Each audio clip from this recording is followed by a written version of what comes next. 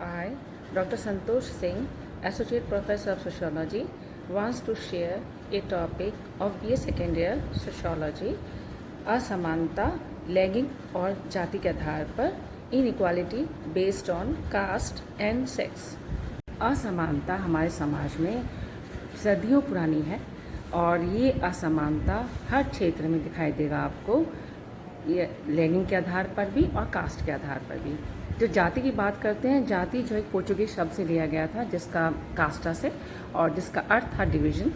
और ये जो कास्ट सिस्टम है ये हमारे पूरे भारतीय हिंदू समाज को अनइक्वालिटी पे ही डिवाइड किया गया है। कोई भी जाति समान नहीं है, कोई भी जाति को हम यूँ कह सकते हैं दो caste are not equal in the sense कि सभी को हमने ऊंच नीच की भावना से बांटा गया है। हायरार्किकल ऑर्डर पाया जाता है कि हम ये कह सकते हैं कि सबसे ऊंची कास्ट हमारी ब्राह्मण जाति, फिर सेकंड नंबर पर है क्षत्रिय जाति, और थर्ड नंबर पे वैश्य जाति, और फोर्थ पे है शूद्र, लास्ट में दलित जो शोषित वर्ग जाति कहेंगे। तो यहाँ पर हमें क्या दिखाई देता है कि एक कास्ट सिस्टम एक ऐसी व्यवस्था थी, है और आगे भी रहेगी। क्योंकि कहने को तो हम कह देते कि हमारी जो है क्लास सिस्टम ने जाति व्यवस्था की जगह ले ली है, लेकिन फिर भी काफ़ी समय लगेगा जब हम कह सकते हैं कि पूर्णतया जाति व्यवस्था हमारे समाज से बिल्कुल लुप्त हो जाएगी। काफ़ी समय लगेगा इसमें, लेकिन फिर भी हम ये कह सकते हैं कि जो जाति है इसके आधार पर जो असमानता हमारे समाज में जो पाया जा रहा है, ये जो है एक बर्थ के आधार पर भी है, जन्म के आधार पर भी है, कि जन्म के आधार पर ही हमने सबको समाज में, हिंदू धर्म में लोगों को ऊंच नीच की भावना लेते हुए बांट दिया है।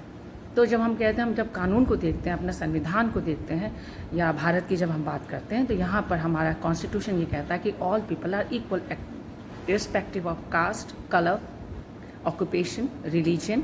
तो इसका क्या अर्थ है कि कानून हमें कहता है कि जाति, धर्म, आपकी भाषा, किसी भी आधार पर हम असमानता नहीं कर सकते। लेकिन कास्ट सिस्टम में जन्म के आधार पर ही, जैसे C.H. कुले ने कहा है कि caste is what, it is a somewhat hereditary और it is a closed group. तो ये एक बंद समूह है जाति। इसमें जो है सामाजिक गतिशीलता की कमी पाई जाती है। कोई भी जिस भी जाति में जिस भी व्यक्ति ने जन्म लिया है वो वही पेशा या व्यवसाय, ये परंपरागत हमारे सिद्धांत थे, उसी व्यवसाय को करेगा, उसी में उसकी मृत्यु निश्चिंत है। तो ये सारी विशेषताएं थी जो हम जाति व्यवस्था की यहाँ पर बात नहीं करेंगे, बस इतना बताएंगे आपको कि जाति के आधार पर हमारे समाज में हर क्षेत्र में, चाहे वो राजनीतिक हो, चाहे वो आर्थिक हो, चाहे वो सामाजिक हो, हर क्षेत्र में असमानता हमें देखने को मिलती है। देखने पर मिलता है कि भारत में कुल जातियों की संख्या 6,740 है। उपजातियां इसमें शामिल नहीं हैं। यह प्रथा पिछले 35,000 वर्षों से पाई जाती है और सबसे बड़ा ये हमारे लिए सैकड़ों साल से चलने वाली ऐसी परंपरा है जिसको इतनी कम समय में दूर कर लेना आसान नहीं है। जाति प्रथा एक ऐसी बुराई है जो एक संकीर्णता की भावना का प्रसार होता है और सामाजिक राष्ट्रीय एकता में बाधा आती है, जो कि राष्ट्रीय और आर्थिक प्रगति के लिए आवश्यक है। बड़े पैमाने के उद्योग श्रमिकों के अभाव से लाभ प्राप्त नहीं कर पाते। जाति प्रथा में बेटा पति के व्यवसाय को अपनाता है। इस व्यवसाय में पेशे के परिवर्तन की संभावना बिल्कुल नहीं पाई जाती। जाति प्रथा में उच्च श्रेणी के मनुष्यों में शारीरिक श्रम को निम्न समझने की भावना आ गई है। विशेषता की भावना उत्पन्न होने के कारण प्रगति कार्य धीमी गति से होता है।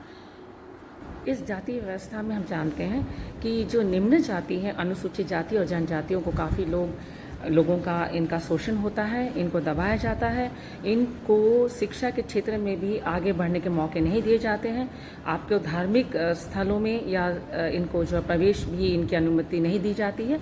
तो इनका काफ़ी ये लोग पिछड़ गए हैं और इनके उत्थान के लिए, इनके प्रोग्रेस के लिए, इनके प्रगति के लिए सरकार ने काफ़ी योजनाओं की शुरुआत की है और इनकी प्रोग्रेस के लिए हमने रिजर्वेशन भी रखा है, आरक्षण भी रखा है, ताकि जब ये इतना पिछड़ गए हैं तो ये भी हमारे आर्थिक रूप में कुछ कार्य हमारे समाज की प्रगति के लिए कर सकें। तो इनका हर तरह से हमें इस असमानता जो हमारे भारतीय समाज में इसके माध्यम से, जो जाति व्यवस्था के माध्यम से जो पाया जा रहा है, इसको हटाने के लिए भारतीय संविधान ने कभी भी प्रोत्साहन नहीं किया है।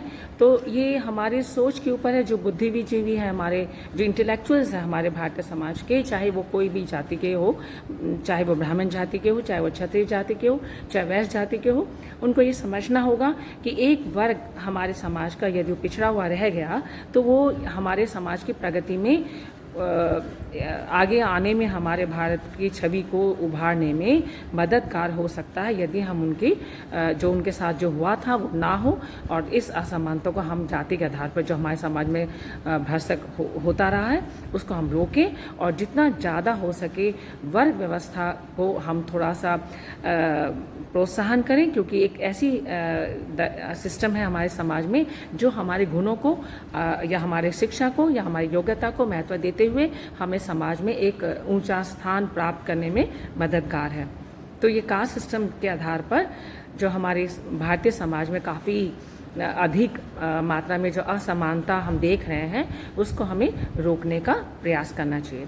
अब यहाँ पर मैं अपना दूसरा टॉपिक है, इसी से अटैच है, लैंगिक के आधार पर असमानता, या यूँ कह सकते हैं inequality on the basis of sex. तो यहाँ पर मैं आपको ये बताना चाहती हूँ कि जो हमारा सेक्स के आधार पर या लैंगिक के आधार पर असमानता खासतौर पर स्त्रियों पर या महिलाओं के ऊपर बहुत अधिक भेदभाव के ऊपर ही इसका अर्थ है कि महिलाओं के ऊपर कितना अधिक भेदभाव हो रहा है, या यूँ कह सकते हैं कि इन्फीरियरिटी का सामना करना पड़ता है महिलाओं को, कि उनका जो है हमारे भारतीय समाज में पितृवंशीय परिवार के वजह से या पेट्रियार्कल टाइप ऑफ सोसाइटी की वजह से उनका हमारे भारतीय समाज में पुरुषों के तुलना में उनका स्टेटस थोड़ा सा बिलो है। तो अब यदि ट्राइबल सोसाइटी में जाते हैं तो वहाँ पर इनका स्त्रियों की जो दशा है पुरुषों की तुलना में ऊंची है, बिकॉज वहाँ पर हम मातृवंशीय परिवार पाया जाता है, वहाँ पर मातृ के नाम से परिवार का वंश चलता है, और इसी तरह से बेटों को भी काफ़ी महत्व दिया जाता है। तो वहाँ पर हमें जो उत्तरी भारत जो समतल एरियाज़ हैं जहाँ पर हमारा पेट्रियार्कल टाइप ऑफ फैमिली पाया जाता है, वहाँ पर तो क्योंकि आप देखिए वंश तो नाम चलेगा ही पुरुषों से, और संपत्ति भी जो एक्चुअली मनुस्मृति में भी कहा गया है कि एक महिला को पहले अपने पिता के संरक्षण में रहना है, फिर पति के संरक्षण में, फिर बेटे के संरक्षण में। तो मेरा कहने का मतलब है कि हमेशा प्रोटेक्शन या संरक्षण हमें महिलाओं को ही चाहिए।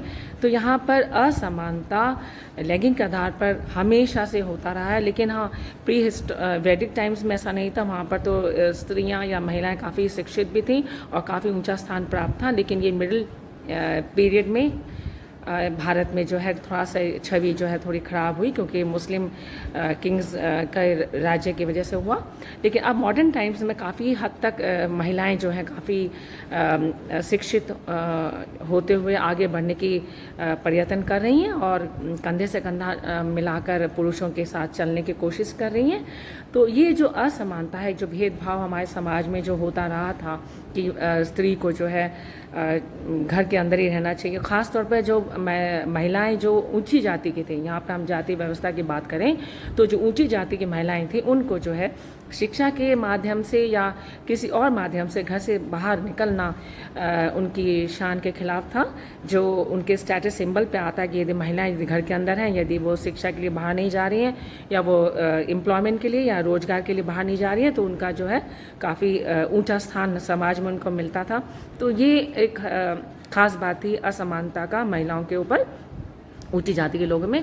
और इसी तरह से निम्न जाति के लोग, मिडिल क्लास फैमिली, मिडिल जाति के लोगों में तो कुछ खास प्रॉब्लम नहीं थी। वो एक middle class always they are stable, they always bring stability in the society. लेकिन जो निम्न जाति के, जो अनुसूचित जाति के जो महिलाएं थी, उनको तो खैर घर के काम के लिए बाहर निकलना पड़ता था क्योंकि उनकी आर्थिक दशा इतनी अच्छी नहीं थी। तो जजमानी प्रथा में अक्सर हम लोग गाँव में देखने को मिलता है कि जो महिलाएँ हैं वो घर घर जाके काम करती हैं और उसके बदले में उनको जो है अनाज दिया दिया जाता था, ये जजमानी प्रथा जो अभी इसका एबॉलिशमेंट हो चुका है। तो महिलाओं को भी अनुसूचित जाति में या निम्न जाति में उनका स्तर काफ़ी निम्न था, उनको दबाया जाता था, उनका शोषण किया जाता था। लेकिन जब से हमारे नगरों का विकास हुआ, महिलाएं जो है काफ़ी वहाँ से उन्होंने प्लान करके they got transfer to cities और यहाँ पर आकर उन्होंने एजुकेशन पाए और रोज़गार पाया। और आज जो है इस असमानता को की जो खाई थी पुरुष और स्त्री के बीच में काफ़ी कम हो गई है। तो ये असमानता काफ़ी उस समय चल रही थी और अभी भी इसका हम यूँ तो नहीं कह सकते कि हाँ बिल्कुल ही एक वुमेन का स्टेटस काफ़ी हाई हो गया है। Still the problem is of inequality goes on and on. तो महिलाओं की असमानता के बहुत सारे कारण हैं। सबसे पहला कारण उसमें गरीबी, पॉवर्टी, और उसके बाद है एजुकेशन, शिक्षा। और सबसे पहले हम ये बताएंगे यहाँ पे कि जो गरीबी जो है ये हम महिलाओं को ही इसके जिम्मेदार समझेंगे। They are responsible for this because जहाँ तक हम जानते हैं कि कास्ट सिस्टम में महिलाओं को ऊंची जाति में बाहर घर से बाहर नहीं जाने दिया जाता था, nor for any education nor for any employment. So सबसे इम्पॉर्टेंट रीज़न और फैक्टर यही है कि आज जो है महिलाओं की स्थिति के जिम्मेदार खुद हैं हम, क्योंकि यदि हम जानते हैं कि गरीबी को हटाना है तो हमें आगे बढ़ना होगा, हमें एजुकेशन लेनी होगी, हमें रोज़गार लेना होगा, हमें इंडिपेंडेंट होना होगा, ताकि हम अपने इंडिपेंडेंट होने के लिए हमें डिसीजन खुद अपने लेने होंगे। If we have money then only women can improve her way of life. उसकी जो अपनी रहन सहन का जो तरीका है, खान पान का जो उसका जो तरीका है, वो सब उसमें इम्प्रूवमेंट या चेंज तभी कर पाएगी जब उसके पास कोई ना कोई आमदनी का साधन होगा। तो ये गरीबी जो है एक मुख्य कारण था, है और रहेगा। यदि महिलाएं चाहती है इस असमानता को हटाने के लिए तो उनको जो है सबसे पहले अपनी इस गरीबी का उन्मूलन करने का, एबॉलिश करने का ही सोचना होगा। वो तब हो पाएगा जब महिलाएं जागरूक होंगी कि हमें जो है कोई ना कोई आगे बढ़कर इकोनॉमिक सेक्टर में जाकर अपने आमदनी करनी है, ताकि हम अपना हेल्थ को, अपनी डाइट को इम्प्रूव करके समाज में अपना योगदान दे सकें। तो this is very important, poverty या गरीबी, जिसकी महिलाओं को अपने इस गरीबी से ऊपर उठकर ही वो अपना प्रोग्रेस कर सकती हैं। तो दूसरा मुख्य कारण था असमानता का, लैंगिक असमानता, जिसमें महिलाओं को का ही शोषण होता रहा था। उसमें है कि शिक्षा, और शिक्षा की कमी तो ज़रूर थी, बिकॉज जो हाई कास्ट लोग थे वो अपने महिलाओं को घर से बाहर जाने की बल्कि अपने शान के खिलाफ समझते थे। तो एजुकेशन के में पिछड़ापन तो महिलाओं को हाई कास्ट ग्रुप में तो था ही, और इसमें निम्न जाति की जो महिलाएं थी वो फिर भी घर से बाहर निकलती थी। उनको फिर भी एक एजुकेशन ना होते हुए भी बाहर के पर्यावरण से या बाहर के एनवायरनमेंट से वो जागरूक थीं, वो अटैच थीं, उनको नॉलेज था, तो वो अपना इम्प्रूवमेंट कर पाई या वो आरक्षण का उसमें अपने आप को उस अपॉर्चुनिटी का फ़ायदा ले सकती हैं और आगे लेती रहेंगी। बट जो हाई कास्ट की जो महिलाएं हैं उनको तो बहुत एक ग्रास रूट लेवल से अपने आप को इम्प्रूव करना होगा। They have to start getting education, शिक्षा लेना होगा, और शिक्षा के माध्यम से ही वो अपनी इम्प्रूवमेंट, वो अपने समाज में एक स्टेटस का जो एक पुरुषों की कंपैरिजन में अपने स्टेटस को थोड़ा सा ऊंचा वो ला सकते हैं। Because patriarchal type of society में, पितृवंशीय परिवार में, वंश तो पिता के नाम से ही चलेगा। स्टिल जो खाई है उसको हम कम किया जा सकता है। एकदम से तो हम नहीं कर सकते, इतने कम समय में एकदम से स्त्रियों की स्टेटस हाई हो जाएगा पुरुषों की तुलना में। That is not possible, because society को तो आगे भी रहना है। हमारे रीति रिवाज, हमारे संस्कार, हमारी संस्कृति को सबको हमें देखना है। हमारी जो कस्टम्स हैं उनको भी हमें देख के आगे बढ़ना है। तो यहाँ पर एक असमानता का जो कारण था महिलाओं की असमानता के लिए गरीबी है, शिक्षा है, और बाहर की दुनिया से, या बाहर यूँ कह सकते हैं हम, जो है एक जनरल नॉलेज या संविधान का भी हमें महिलाओं को ज्ञान अपनी में वृद्धि करनी होगी। We have to get more knowledge about the constitution, because unless we know our rights we can not fight for it. और ये जागरूकता, कानूनन जागरूकता जो है बहुत आवश्यक है, चाहे महिलाएं गांव में हो या शहर में हो, या सभी को एक समान ये कानून का जो ज्ञान है वो मिलना चाहिए, ताकि वो अपनी चाहे वो अनपढ़ ही क्यों ना हो, अपनी यदि वो राइट्स की नॉलेज रखती है तो वो उसके लिए वो खड़ी हो सकती है। तो यहाँ पर मैं अपना ये जो विषय या ये टॉपिक जो मैंने लिया था असमानता, कास्ट और जाति और लैंगिंग के आधार पर, कास्ट और सेक्स के आधार पर यहाँ पे मैं इस टॉपिक को एंड करना चाहूँगी. और before I and my topic here, I would like to tell the students of sociology that please go ahead with other videos of my sociology.